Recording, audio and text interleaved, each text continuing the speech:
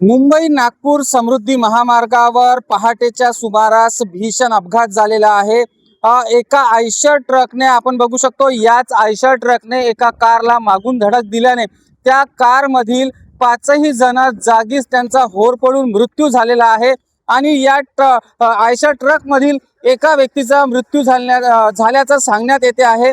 यांचा हा पूर्ण जळून होरपळून त्यांचा मृत्यू झाला आहे आणि यामध्ये एकही जण वाचलेला नाही आहे। काही काळासाठी समृद्धी महामार्ग हा बंद करण्यात आला होता, मात्र आता कालांतराने थोडे थोडे वाहन त्या ठिकाणून सोडण्यात येत आहे व या ठिकाणचं जे ॲक्सिडेंट झाला होता, अपघात झाला होता, त्यातील जे मृत्युमुखी पडलेले व्यक्ती होते त्यांना सर्वांना या ठिकाणून रुग्णालयात दाखल करण्यात आलेलं आहे।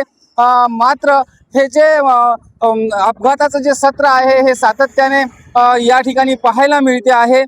नेमकं यात वेगाचं कारण आहे की काय हे कळायला अजून मार्ग नाही आहे, परंतु हे जे 5ही लोक आहे हे वर्ध्यातील निवासी असल्याचं सांगण्यात येते आहे।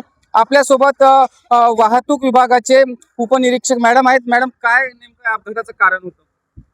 अपघाताचं कारण आयशर ट्रकने त्याचं जे वाहन आहे, ट्रक चालकाने त्याचं वाहन निष्काळजीपणे भरधाव वेगाने चालवलं आहे आणि उभ्या गाडीला मागून त्यांनी धडक दिलेली आहे आणि या धडकमुळे त्यांना आयशर ट्रकचं जळणं सुरू झालं आणि ती गाडी त्या आयशर ट्रकच्या खाली आली।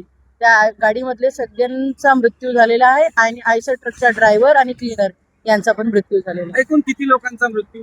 6 लोकांचा आतापर्यंत।